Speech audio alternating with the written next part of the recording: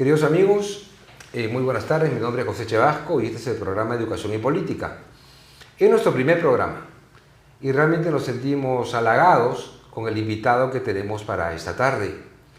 Hoy nos acompaña el doctor Josué Gutiérrez, a quien le doy la más cordial bienvenida y le agradezco a Josué el hecho de que haya venido a esta inauguración de este programa en el cual tengo mucha expectativa y que quiero trasladárselo también al público que nos ve esta tarde, ¿no? Bienvenido, Josué. Muy honrado, doctor Chevasco. Para mí es un honor siempre y quizá me siento privilegiado de contar con unos años que lo conozco. Sé de la valía que se puede hacer ahora y transmitir ahora a través de este medio de comunicación, la importancia de la pedagogía en el sistema político, la importancia de la pedagogía en el diario trajinar, que es laborioso, pero que se tiene que hacer porque eso garantiza estabilidad democrática, convivencia de paz y seguramente la salida exitosa de muchos jóvenes que hoy día aspiran a ser profesionales y que de alguna forma contribuir con su país desde distintos ángulos, ¿no? Desde el empresariado, desde el servidor público, desde los que toman decisiones en el ámbito político. Y entonces hay una serie de exigencias y me animé rápidamente a venir acá porque sé del corte que le vas a dar a este programa y entonces siempre nuestro compromiso para contigo como profesional, pero también para que este emprendimiento y este medio sirva siempre para poder ante la colectividad transmitir hechos concretos de lo que podemos hacer como colectivo. José, en principio nos vamos a permitir tutearnos porque nosotros nos conocemos ya hace muchos años. Yo te conocí cuando eras parlamentario, pero ya tenías experiencia política. Yo Claro. sabía de que habías trabajado en un cargo de elección popular en Huánuco, que es tu tierra natal. De esa parte ahora he visto un crecimiento respecto a tu labor política, a tu labor en el Parlamento Nacional, que la gente sepa que has sido un gran asesor en la Comisión de Justicia. Y sobre esa base es que yo, cuando se me dice la posibilidad de tener un programa de televisión, realmente pensé en dos aspectos. Primero, en cómo una persona, un profesional, puede ir ascendiendo hasta un nivel de gobierno importante como tú hoy lo tienes. Pero también pensé en los futuros gobernantes que va a tener el país. Yo quisiera hacerte una pregunta para los jóvenes que nos ven esta tarde. ¿Qué es en realidad la Defensoría del Pueblo? Explícanos de una manera didáctica en qué consiste esta institución novedosa, digamos, en la historia reciente peruana, ¿no? A partir de la Constitución del 7-9, y que la población, que los jóvenes sepan cuál es su función, en qué consiste, y cuáles son los retos que tiene un gobernante como tú, porque para mí tú eres un gobernante, o sea, todas las personas que ostentan un cargo público y ejercen poder, como lo ejerces tú, gobiernan. Pero empezamos. ¿Qué es la Defensoría del Pueblo? Bueno, hay que circunscribirnos al ámbito internacional. Correcto. Cómo esto se va generando. Naturalmente hay una consecuencia natural al hecho de la defensa de los derechos de la humanidad como tal, porque los derechos suyos acá en el Perú son los mismos en el mundo, con excepciones, digamos, en algunas legislaciones que tienen restricciones respecto a la conducta natural, que nosotros la creemos natural, pero que están ciertamente restringidas. Entonces, ese es el ámbito del contexto internacional y en el Perú nosotros tenemos 30 años de creado con la Constitución del 93, ¿no? Y 27 años de actividad funcional, ¿no? Y eso ha permitido que la Defensoría pueda ir desplegando poco a poco, a la medida que le puedan asignar sus recursos, ir avanzando en el contexto de una cobertura territorial. Tenemos 40 oficinas en el país y estas 40 oficinas están al servicio del derecho universal, del derecho humano. Entonces, a veces no distinguimos si solamente es connacional o no siéndolo, necesita, digamos, de apoyo, tutela de sus derechos. Por ejemplo, te interrumpo. El televidente ahorita dice, la Defensoría del Pueblo, yo soy formo parte del pueblo. Bueno, sí, formo parte del pueblo. Pero ¿cuáles son los derechos que defiendes? Todos los derechos elementales. Danos 3 ejemplos. El derecho a la salud, Muy bien. el derecho a la vida, el derecho al bienestar de una vida digna, el derecho a la educación, el derecho a participar en el ejercicio político, y es decir, todos los derechos de orden constitucional, pero también los derechos elementales que va, digamos, en la Declaratoria Universal de los Derechos Humanos. Correcto. Entonces, por eso es que nosotros estamos circunscritos siempre y albergados en organizaciones internacionales tan importantes que son el soporte, digamos, de la parte del marco normativo internacional, pero ya en el Perú, en el artículo 161 y 162 de la Constitución, entrega 2 prerrogativas que son muy importantes y que hoy puede ser ciertamente amenazado por la instrumentalización del sistema de justicia. Eso es peligroso, pero es bueno decirlo, ¿no? Correcto. Entonces tenemos dos funciones o prerrogativas constitucionales. Primero, la defensa de los derechos elementales y de los derechos constitucionales. Entonces, defendemos derechos de la ciudadanía, de los niños en especial énfasis, porque son vulnerables. El artículo 4 de la Constitución dice, los niños, los adolescentes, las mujeres y los adultos mayores son una población vulnerable. Entonces, siendo esos son los grupos etarios donde nosotros debemos participar, activamos todos los mecanismos para poder trabajar ese sistema de defensa de derechos de manera integral con todas nuestras oficinas defensoriales. ¿Ya? Ese es uno. Bien. Y lo otro, que no es menos importante, es la supervisión de la administración estatal. Ese aspecto ha sido poco trabajado y que nosotros en esta oportunidad estamos aprovechando su ejercicio o su ejecución para profesionalizar el Estado. Entonces, empezamos a hacer un trabajo, digamos, de supervisión de penales, ya terminamos el año pasado, comenzamos a hacer la supervisión, estamos hablando a nivel nacional, no estamos haciendo estudios de muestreo, estamos trabajando integralidad de manera muy esforzada. Entonces, la supervisión de la administración estatal y la defensa de los derechos humanos son las facultades de carácter constitucional y que tienen amparo del derecho universal. ¿Ok? Pero paralelo a eso se nos asignan 3 leyes más. El mecanismo de la discapacidad, para poderlo trabajar en la defensa de los derechos de la comunidad de discapacitados, el mecanismo de prevención contra la tortura, ¿no? Que Naciones Unidas lo aplicó como mecanismo y nosotros, suscriptores de ese acuerdo, hemos participado y se asignó a la Defensoría ese trabajo. Y recientemente, por ley, la Secretaría Técnica y la Presidencia para la selección de los magistrados que van a integrar la Junta Nacional de Justicia. Entonces, esos son el ámbito de acción y el parámetro sobre el cual nosotros vamos estableciendo el camino de nuestra actividad laboral. Por eso es que hoy más que nunca nuestra participación tiene que ser mucho más activa, tiene que ser mucho más fuerte y una presencia que nos permita tener cobertura territorial. Es decir, necesitamos tener presencia en todas las provincias del país. Segundo, necesitamos incorporar el criterio de interculturalidad, que ya el año pasado comenzamos a hacerlo, o sea, necesitar comisionados que hablen quechua, comisionados que hablen aymara, que hablen aguajún, que hablen shipibo, que hablen todas las lenguas, tenemos 48 lenguas reconocidas, y lo cual nos va a permitir apoyar mucho el tema de conflictividad, de solución de conflictos y de llegar a la comunidad, porque nuestros comisionados no es que solamente hablan o son traductores, sino ejercitan la labor de comisionados conociendo la realidad de esos lugares que de muchos de ellos es de origen.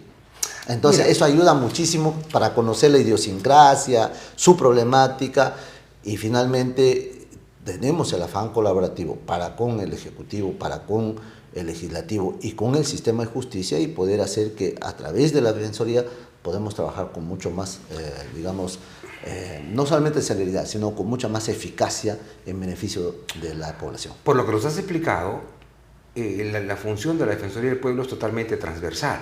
Así es. Abarca sectores socioeconómicos diversos, sectores sociales diversos, y se encarga de muchísimas cosas en cuanto a los derechos individuales, constitucionales, etc. Pero la capacidad de cómo organizarse, cómo una persona como tú, en ese cargo tan importante, ¿qué cualidades, al margen que sea José Gutiérrez, soy el defensor del pueblo, ya con la experiencia adquirida no solamente en la Defensoría, sino en otras instancias de carácter público, ¿qué crees que debe tener la persona que nos está escuchando ahora y que probablemente en el futuro sea defensor del pueblo? Yo creo que hay un elemento fundamental, el compromiso con su país, que es importante y no solamente se circunscribe pues a la Defensoría, es para cualquier servidor, para cualquier funcionario. Debe haber un pleno compromiso en buscar la mejora del servicio, la calidad de la administración pública, los que estamos en el sector público. Y cuál es la exigencia por fuera, es que exista un empresariado que tenga responsabilidad social, que también participe activamente en todo este proceso. Por ejemplo, privilegiar hoy por hoy el trabajo para la niñez con el programa de Rompiendo Cadenas, donde nosotros le vamos a decir al país, no solamente al país, básicamente a las autoridades que toman decisión, al Ejecutivo, al Legislativo y también al sistema de justicia, lo que le vamos a decir es, tenemos tantos millones de niños que están en condición de alta vulnerabilidad. Una cosa que el niño sea vulnerable, el adolescente sea vulnerable, pero teniendo los padres, aun cuando sea vulnerable, su vida se hace llevadera, pero si no hay papá, si no hay mamá, es una persona, es un niño, un adolescente altamente vulnerable. Y cuando es altamente vulnerable, es probable que sea víctima de muchos hechos execrables. Entonces, ¿cómo está definido nuestro sistema en el Perú? Todos los programas, ¿cómo están definidos? Están definidos básicamente como efecto reactivo a las acciones del vulnerado. No del vulnerable, sino del vulnerado. O sea, ¿qué ocurre? Si encuentra una niña violada, se activa el sistema. Si encuentra un niño abandonado acá en la puerta, amanecido que ya está muriendo, entonces se activa el sistema. Y si viene un canal de televisión, más aún. Okay. Entonces, mira, primero... ¿Cuál es para cerrar el tema, ¿no? ¿Cuál es la perspectiva que tenemos? Es que nosotros debemos definir planes y programas de carácter preventivo. Lo que ayer ha hecho, por ejemplo, Yaque Moya, en los penales. Una intervención antes que revienta el tema. Entonces, si ya le quitaste las armas, si ya le hiciste todo, la parte operativa, garantizas continuidad de servicio. Y en la parte donde le decía de los niños y de los adolescentes altamente vulnerables, si intervenimos oportunamente, vamos a encontrar que estos niños tienen ciertamente un ánimo de protección y sobre todo autoestima, porque saben que alguien está trabajando por ellos. Bien, nos dijiste primero que las personas que desean, para poder ser en el futuro defensor del pueblo, deben tener compromiso, una sensibilidad y social. Compromiso social. Basta solamente el hecho, porque yo encuentro muchas personas que dicen, yo quisiera, yo voy a hacer, tengo las ganas de hacerlo, tengo el impulso, yo creo que puedo hacerlo porque tengo el sentimiento. ¿Es suficiente eso, Josué? No, es que nosotros vivimos un Estado de Derecho. Correcto. Y entonces todo está normado, todo tiene reglamento. Entonces lo que pasa es que para querer ser funcionario ya tienes que un perfil de puestos y tienes que tener todos los requisitos para que accedas. ¿Qué le recomendarías a un joven, por ejemplo? A un joven, ¿qué debe estudiar? Independientemente de su profesión. Correcto. Porque todas las profesiones... Para ser defensor del pueblo hay que ser abogado, ¿no? Hay que ser abogado, claro, así lo dice la Constitución, la Ley Orgánica. Pero lo que, más allá de promocionar, si los jóvenes quisieran ser abogados, ese compromiso social, le decía, porque independientemente de su formación, tienen que ser estadistas. Correcto. Y ser estadistas... ¿Qué es ser un estadista? ¿Que tiene visión? Explícanos eso. El estadista siempre piensa más allá de la coyuntura. Más allá de lo evidente. De lo evidente, más allá de la coyuntura. Podemos vivir, por ejemplo, hoy día vivimos una encrispación política, un momento de muchas veces de cuestionamiento a las decisiones de las instituciones públicas. Entonces, esa es la coyuntura. Pero mucha gente cree que el ser político es dar soluciones en el corto plazo. ¿Eso es verdad? No, yo creo que justamente ahí viene. Más allá de la coyuntura, uno tiene que saber planificar en el tiempo cómo va a administrar los recursos. Ahora, ¿cómo explicarle a la población que lo que estamos haciendo ahora no va a tener resultados inmediatos? La población a veces no tiene paciencia. A veces no, la población... con pedagogía. Correcto. Mira, a ver, te comento. Todos los años, usted ha sido muchísimos años la autoridad máxima en el área administrativa del Congreso de la República, y eso de por sí le da una idea de lo que ha ocurrido en décadas en el Congreso de la República. Todos los años, en agosto, septiembre, octubre y noviembre, todos los ministros van a sustentar su presupuesto. Definen por el Congreso. Ya, pasan por el Congreso. Y hay una tarea común. El ministro del Interior, todos los años, no he visto ningún ministro que diga que le falta efectivos policiales, que diga que le falta pertrechos, que le diga que falta armas, que le falta esto, que falta lo otro, que falta todo. ¿Ok? Y que la criminalidad está aumentando y que siempre le falta todo. Y a la par viene el Ministerio Público a sustentar que hay más casos, que hay más carpetas, necesitan abrir fiscalías especializadas y eso demanda recursos económicos. Entonces se activa otro problema. Y viene el Poder Judicial, dice, me han mandado más denuncias y ya no tengo mucha carga y necesito abrir más módulos, más juzgados, más todo, y eso implica más dinero. Y entonces la cantidad de abogados que se incorporan al Ministerio Público, al Poder Judicial, y después viene el Ministerio de Justicia a sustentar con el INPE y dice, mis cárceles ya no dan, tenemos un aforo para 30.000, pero tenemos cerca de 100.000, entonces estamos hacinados en los penales. Y usted ve que eso es todos los años. Mira, para hablar de la estadista, para hablar de la visión del estadista, o sea, entonces, como todo, la mayoría de personas no tienen ese carácter estadista, que es lo que estamos transmitiendo ante la opinión pública, toman decisiones sectoriales y cada uno mirando su arbolito. Pero ahí ninguno tiene una mirada holística para ver la problemática. Y resulta que la problemática es más allá de eso, más allá del pertrecho, más allá del policía, más allá del fiscal, más allá de la cárcel. El problema es que vivimos una descomposición social acelerada porque no existe ningún programa, no existe ninguna política de Estado que permita, digamos, tener momentos de contención para tener una nueva sociedad. Además hay cambios permanentes de los que dirigen esas instituciones. Sí, pero entonces, ¿a dónde voy? Si no está esa mirada de estadista, yo lo primero que haría es decir, un momentito, 30 años viviendo que más plata, y los indicadores de criminalidad siguen subiendo, y el presupuesto sigue subiendo a la par, y está empobreciendo a la población. Eso no es la solución. A ver, yo tengo un señor que es un abuelo, un padre y un hijo en 3 penales distintos. Voy a ver a los nietos, en este caso a los hijos, a sus respectivos hogares, y uno ve que también de ella se va formando eso.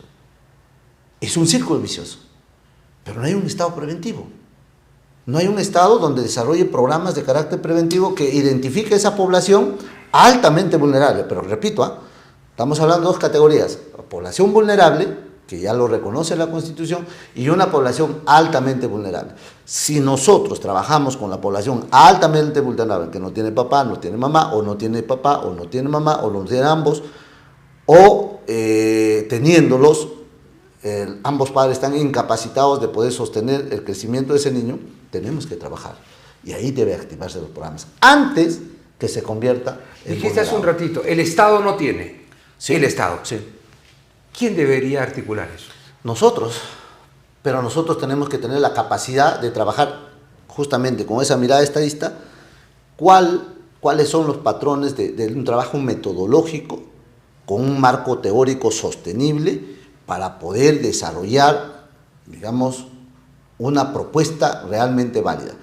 Este informe, que ya estamos, el tercer informe por entregar, que agrupa todo lo que es penales, ¿y qué quiero transmitir a los jóvenes? Hay muchas cosas que la gente te va a decir no se puede, pero sí se puede. Cuando introduje el tema en la Defensoría, apenas llegué, todos los que estaban ahí me decían que era imposible, porque ya unos años anteriores, el 2016, se había hecho un censo nacional penitenciario y que había costado millones de soles para hacer ese censo nacional penitenciario, y que si ahora quería hacer probablemente costaba más de 8 millones, ¿no? Entonces, eso no fue una limitante, porque buscamos aliados, comprometimos, por ejemplo, al Ministerio de Justicia con Defensa Pública, comprometimos al Ministerio Público con los fiscales vinculados a familia y al Poder Judicial igual con los juzgados, ¿no?, de familia. Entonces participamos todos y nos permitimos hacer ese trabajo ampliado con un sistema de protección para los menores. Correcto. Entonces, ¿qué hemos encontrado? Yo te cuento un caso nomás. Chorrillos.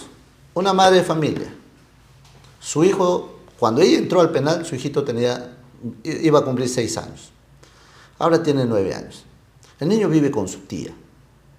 Todos los sobrinos, o mejor dicho, todos los primos estudian menos él.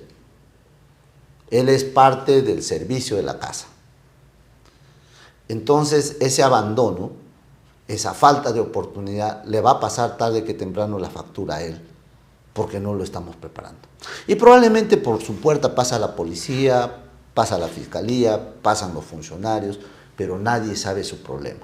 Entonces nosotros lo que estamos haciendo es evidenciar que existe esa población y que hay que trabajar ahora antes que su derecho, antes que su vida sea distorsionada. Entiendo que ustedes emiten recomendaciones, ¿correcto? Sí, es parte de las recomendaciones, pero que se convierten en acciones de denuncias de carácter constitucional, penal. ¿Tú no crees que deberían tener efectos vinculantes las recomendaciones de la Defensoría del Pueblo? Creo que no. Creo que no, porque nuestra actividad justamente pasa por ser un ente colaborativo coadyuvante. Pero cuando no se cumple lo que estás obligado a cumplir como funcionario, se llama delito. Porque hay delitos. Eso la Defensoría puede denunciar penalmente. Indudablemente. Solo que, ¿cómo le denuncio ahora si el funcionario me va a decir, pero yo no sé si ahí vivía ese niño? O yo no sé si esa niña de 12 años que ya tuvo su hijito. Pero tú ya evidenciaste, claro, pusiste la alerta. Ahora le vamos a entregar al Ministerio de Justicia, al Ministerio Público, a la Policía, al Poder Judicial, al Congreso, a todo el Ejecutivo, vamos a decir, esta es la población altamente vulnerable, que es parte de toda la población penitenciaria de nuestro país, que son casi 100.000. Entonces vamos a entregar un promedio de 200.000 niños, indicándole que estos son los altamente vulnerables, con dirección, con número, con todo, y usted tiene que trabajar sobre eso. Porque nosotros ya lo estamos haciendo. Porque en el camino hemos encontrado casos muy dramáticos y que estamos interviniendo. Y que por eso le puedo decir con conocimiento de causa que sí existen los programas, que sí existe un marco normativo, que sí existe todo. Y podría atreverme a decir que sí existe hasta presupuesto. Lo que existe es desidia, pero que yo no puedo vivir criticando toda la vida. Entonces, primero tengo que hacer, les doy el instrumento, no lo ejecutan, entonces procederemos a hacer las acciones que correspondan. Al ministro seguramente lo interpondremos su denuncia por infracción a la Constitución porque no cumple su trabajo. Nos hablaste de que las personas que desean ser defensores del pueblo deberían tener primero gran capacidad de servicio. Nos has hablado que en el caso que la propia ley establece que deben ser abogados. Pero también nos has hablado de cómo tú tratas de poder persuadir a las autoridades que pertenecen al Poder Ejecutivo u otros órganos para poderlos sensibilizar.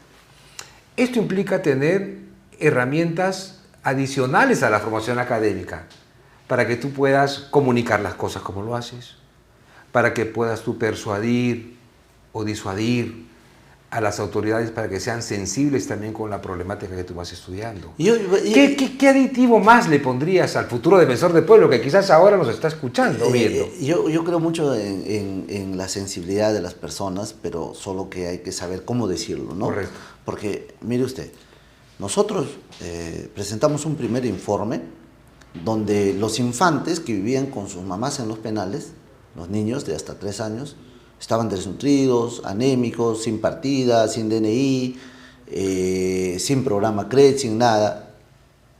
Entonces, nuestro informe, cuando lo presentamos, una data real con nombre, apellido, de en qué lugares están y todo eso, el ministro de Salud al costado, viendo esa situación. O sea, si solamente el programa de vacunaciones dice que tienen la misión de llegar hasta el último lugar a vacunar, y no puedes ir a Chorrillos, sacar la vuelta, o no puedes ir a los penales, o sea, es vergonzante. Claro, ¿no? Que sí.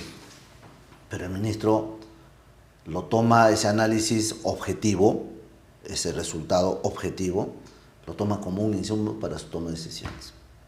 Implementa políticas y empieza a bajar, ya no para hacer una campaña de salud, sino para sostener el crecimiento de esos niños y garantizar su continuidad.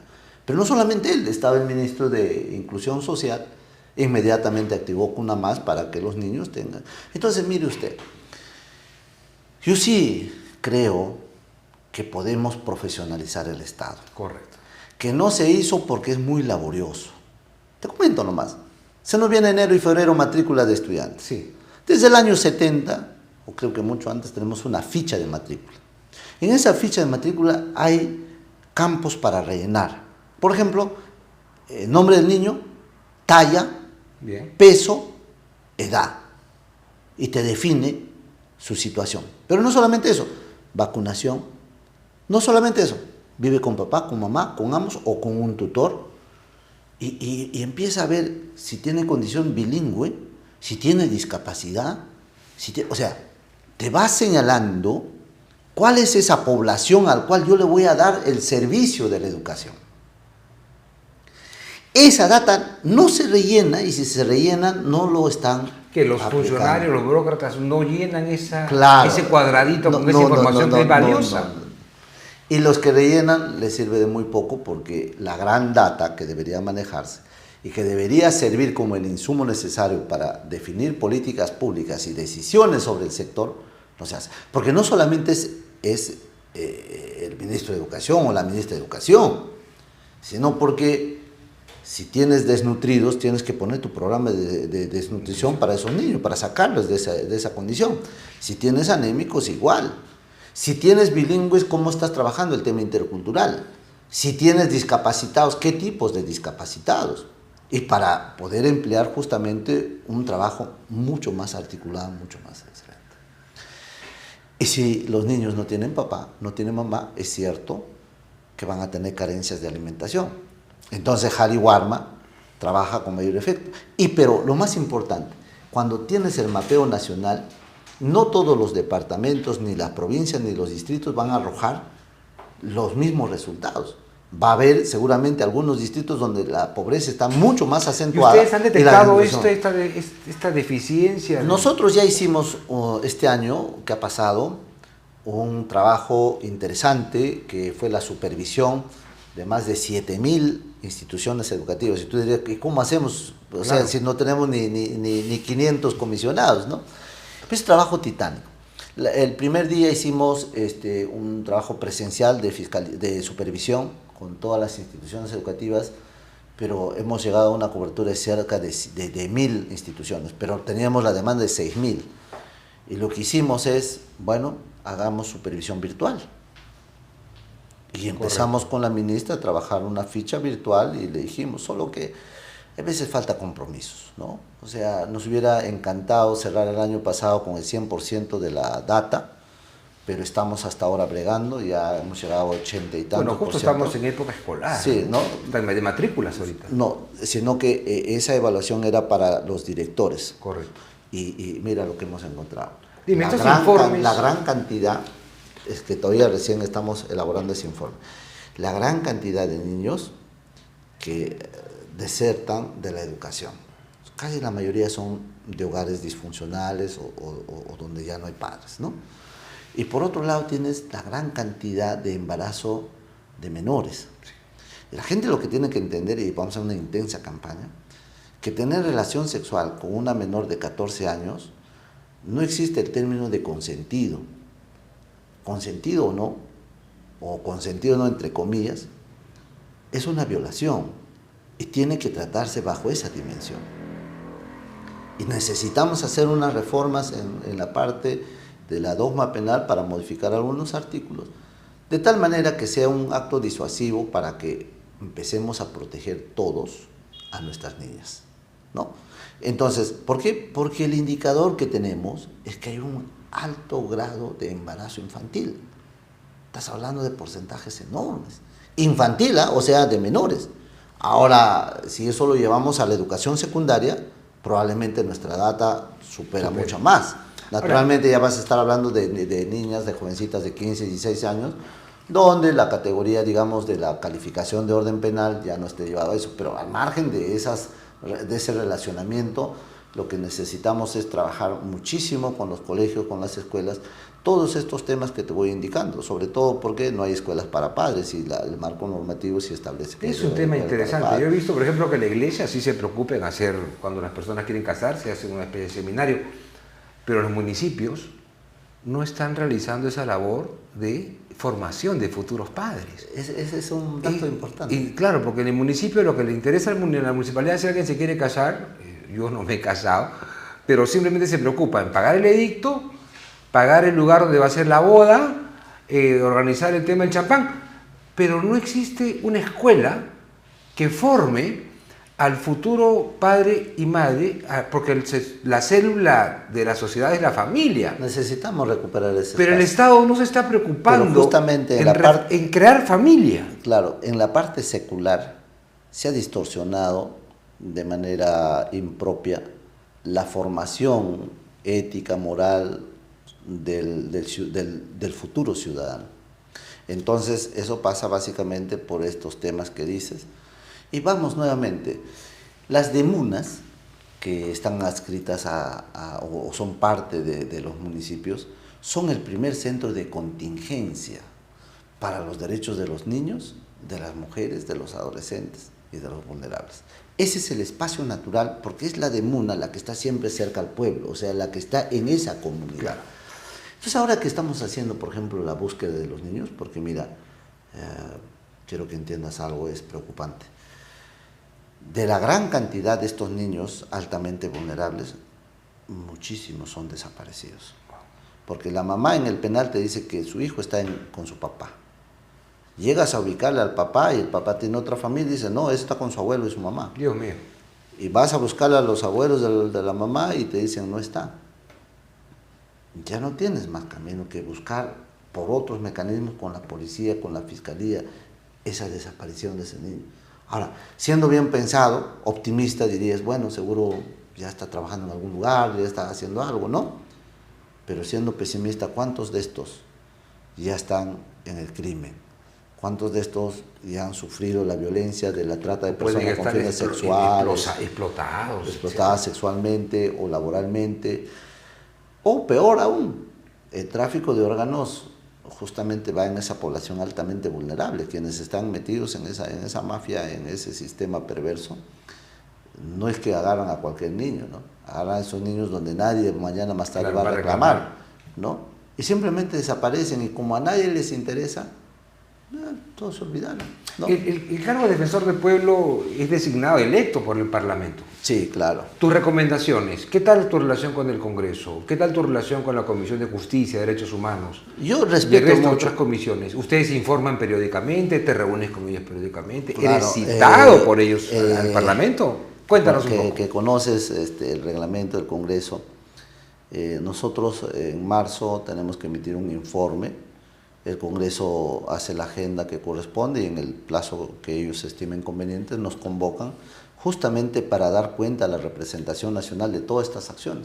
Entonces, lo que antes era, por ejemplo, un informe sobre muestreos, sobre temas pequeños, ahora tenemos la capacidad de entregarle informes completos que va a servir a los legisladores. Para ese informe lo haces en forma escrita, entiendo, y asistes al Pleno del Congreso también, para informar a la Asamblea. A la Asamblea. Delante de los 130 a la representación nacional para informarles y ellos naturalmente también ejerciendo su facultad de control y sobre todo su facultad de ir viendo, digamos, fiscalizadoramente la actividad nuestra. Claro.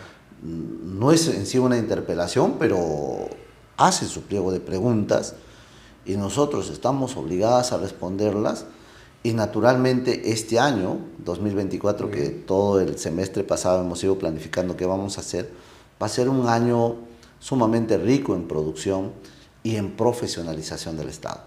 Esa parte me interesa.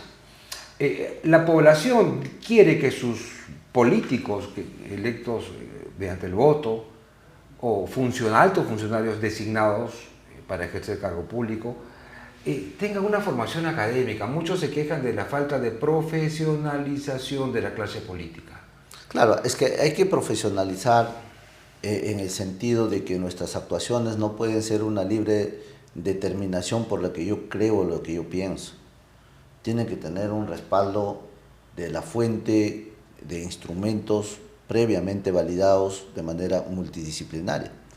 Por ejemplo, cuando yo le digo la categoría de altamente vulnerable, no es porque se me ocurre, es porque la visión del antropólogo, del sociólogo, del psicólogo te dice, mira, estos niños, estos adolescentes son vulnerables. Pero imagínate si le falta papá y mamá. o papá y mamá. O sea, los chicos tienen que estudiar, tienen Claro. que prepararse. O Ahora, sea, no es cuestión de ejercer un cargo público eso porque es, tengo el entusiasmo de hacerlo. claro, se acabó. eso es la visión profesional. Correcto. Pero ¿cuál es la visión del político? Muy bien. Vamos a lo general. Todos los países del mundo que ostentan un grado, digamos, un grado de excelencia en haber superado la pobreza, de convertirse en una potencia mundial y todo, que son muchos países, no voy a hablar de ninguno en específico, han invertido justamente en el tema estrictamente social. Básicamente educación y salud y básicamente en los niños y adolescentes. No en el grupo, en los demás del grupo etario. Ahí es Abajo, en la abajo, base, abajo. En la columna. Eso no es rentable políticamente. Así es. Entonces, en el corto plazo. no, en el corto plazo, discúlpame el término, Dime. un político no formado, no estadista, no le interesa. Estás pensando en el aplauso. Está pensando en el periódico. populismo, Exacto. está pensando en el otra cosa, reconocimiento. ¿me entiendes? Sí, sí. En romper champán de la obra que dejó, de la loza que dejó, de lo que dejó, eso está pensando. Discúlpame el calificativo. No, es que correcto, quiero que los pero chicos... es tan pobre, tan estúpido. Es que los jóvenes, Tan yo quiero, triste. te corto aquí un pequeño paréntesis. Jóvenes, lo que nos dice el defensor del pueblo hoy es verdad. Muchos políticos viven para el aplauso inmediato. Sí, así Les es. paran pensando en las siguientes elecciones o quizás en una reelección en algún cargo de carácter... ¿Y sabes por qué te decía esto, Pepito, perdóname? Dímelo. Para dímelo a terminar, los chicos, por favor. para terminar. Entonces, todos los países apuntan a eso y los que han sido exitosos, ese es el camino y ese es el modelo, la línea base de acción.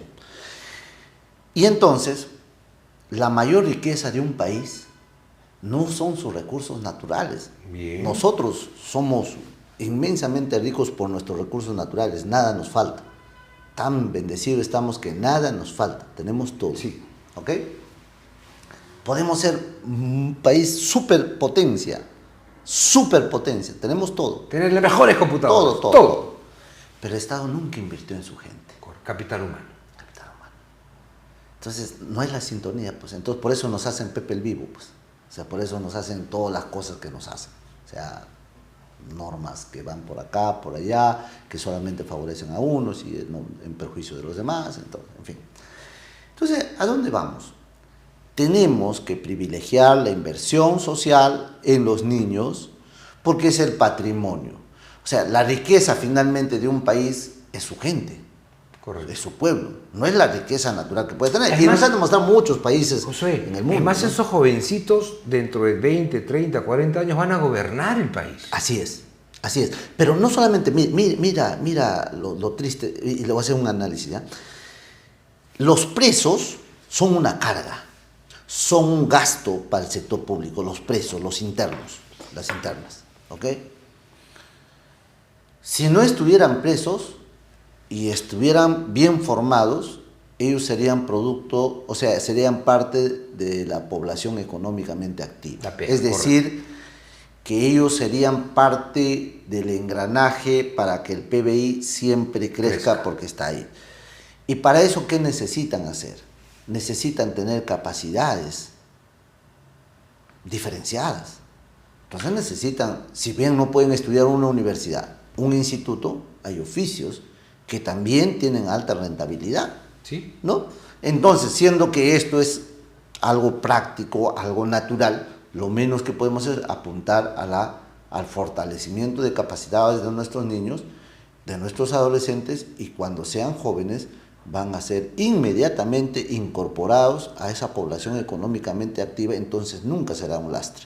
Entonces, ese nivel del Estado que entregó, ponte 2.000, 3.000 millones o 10.000 millones para alimentarlos, para sostenerlos y para tenerlos bien capacitados, se convierte en una inversión de corto plazo, ni siquiera de largo plazo. Correcto.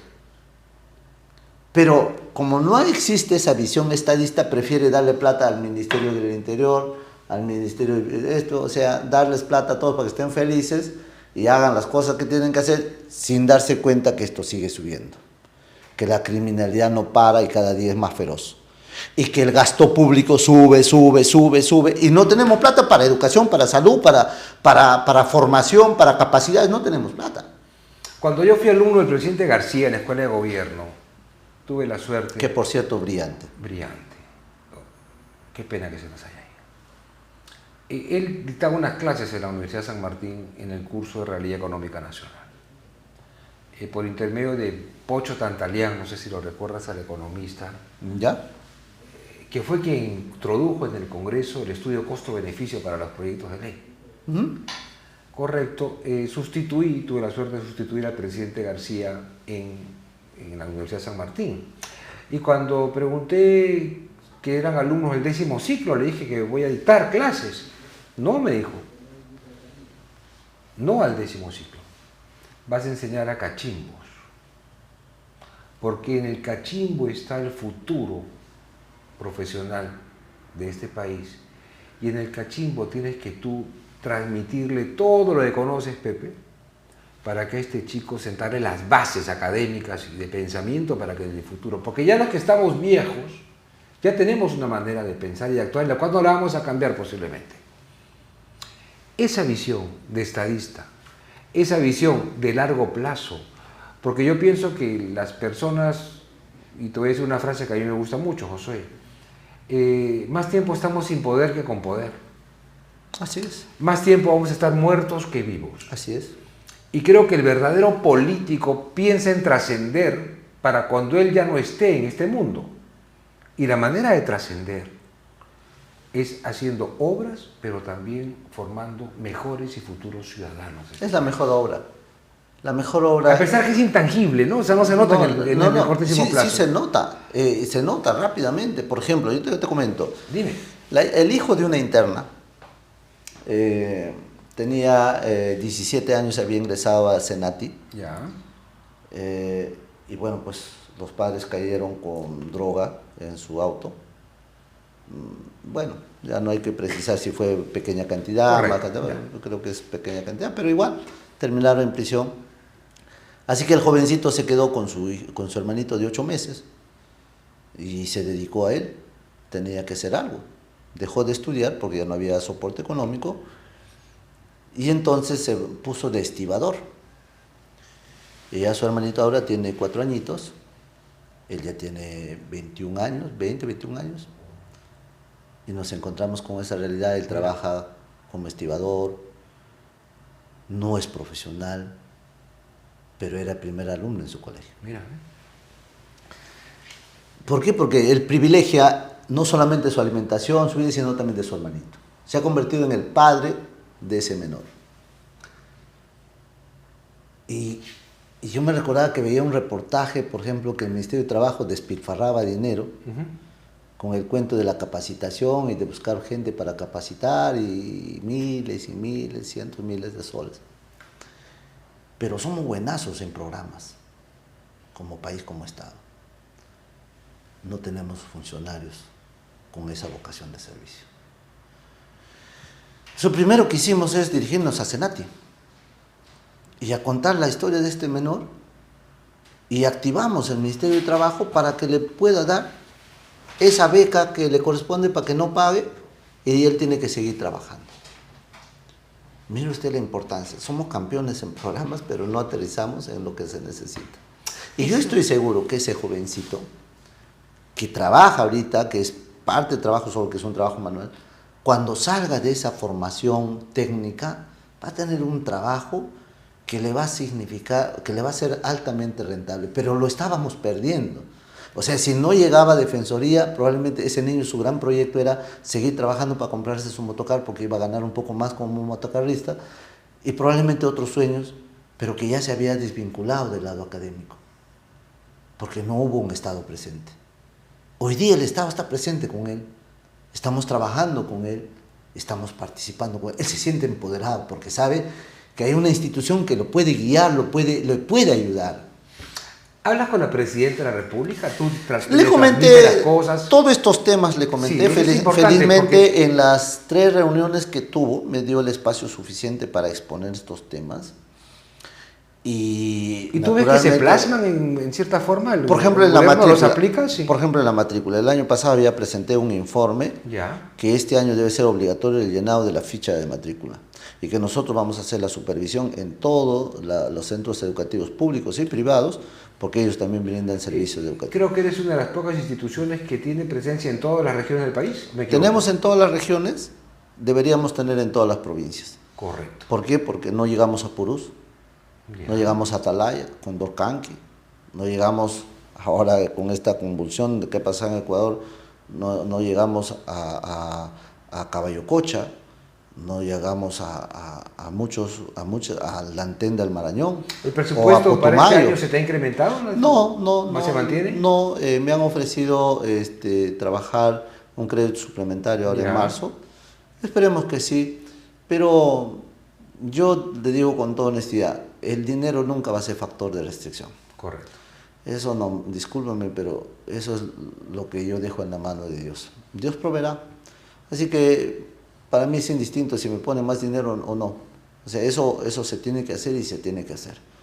Y el día que profesionalicemos el Estado no habremos hecho un apoyo a una persona, habremos apoyado a millones de personas que están ávidos de querer participar activamente en todo el proceso de transferencia de una nueva sociedad. Estamos viviendo una descomposición muy marcada. Mira, Pepe, nosotros teníamos siempre delincuencia, pero nunca habíamos visto que por un celular tenían que meter un balazo a una mujer o a un niño o a un joven o a una persona. Nunca. Pero ese alto grado de ferocidad de muchas personas que no son peruanos y que han venido a Perú es natural en sus pueblos. ¿Pero por qué? Porque hay un alto grado de descomposición social.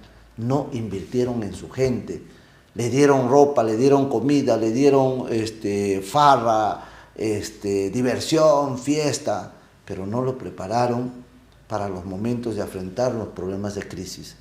Y entonces el grado de ferocidad que tienen es mucho mayor en sus propios países y hoy los que están acá lo están empleando acá. Y ciertamente eso debe preocuparnos. El problema es la estructura social, el problema no es el resultado. Acá quieren la costrita moverlo cuando no atacan la herida de fondo. La costra es la costra y eso sale y va a volver a salir otra vez. Justamente, José, el propósito de este programa que se llama Educación y Política es eso. Es decirle a los futuros gobernantes. Yo cuando a veces veo una señora con su cochecito, con un niño, digo, ahí puede estar el siguiente presidente del Perú. ¿Por qué no? Y por eso es que yo, en este programa, lo que trato de rescatar de altos funcionarios, como es tu caso, es que nos transmitan su experiencia, los conocimientos, qué deben tener las futuras personas que quieran dirigir este país. Ya el tiempo nos ha ganado, ha sido una charla riquísima, querido Josué, y yo te agradezco mucho que te has dado el tiempo suficiente para acompañarme esta tarde. Pero antes que te retires, yo quisiera pedirte algo para que te dirijas a los jóvenes. ¿Qué recomendaciones le darías a aquellos jóvenes que quisieran ser políticos en el futuro? Que en principio no pierdan la esperanza, que los momentos de mayores crisis quizás son las mejores oportunidades para poder trabajar en bien de nuestra nación. El compromiso es esforzarnos mirando siempre, repito, no la coyuntura, sino nuestro país a mediano y largo plazo. No pensar en el aplauso fácil, sino en el aplauso que provenga del esfuerzo, del trabajo y de la ejecutoria que se pueda tener en el cumplimiento de nuestro deber como servidores públicos. Creo, sin temor a equivocarme, en nuestro país eso debe ser el derrotero a seguir, para que todos nuestros muchachos, nuestros jóvenes puedan ser parte, las chicas hoy día que están más, digamos, ávidas de incursionar en la parte académica, en la parte de la participación activa en la vida política de nuestro país. O sea, que ese componente de que no pierdan la esperanza les permita a ellos ser creativos para plantear nuevas estrategias, algo que le permita al país salir de este marasmo de tranquilidad, entre comillas, de que nada se mueve, nada se hace y todo se sigue como un cauce natural, como lo que tiene que ir un país quizás sin rumbo, ¿no? José, muchísimas gracias. Gracias. Realmente leccionadora. Creo que esta entrevista ha dejado muchas enseñanzas, muchas reflexiones y sobre todo viniendo de ti, con la experiencia acumulada que tienes, yo creo que nuestro público va a estar feliz. Siempre a tus órdenes, Pepito, Gracias, los querido mejores Josué. deseos, que se consolide tu programa y que la opinión pública siempre te vea con digamos, que esté esperando el momento de la entrevista, porque seguramente hay cosas buenas. Gracias, Josué. Queridos amigos, el programa se acabó. Los espero el próximo lunes a las 4 de la tarde aquí en Canal B. Hasta la próxima.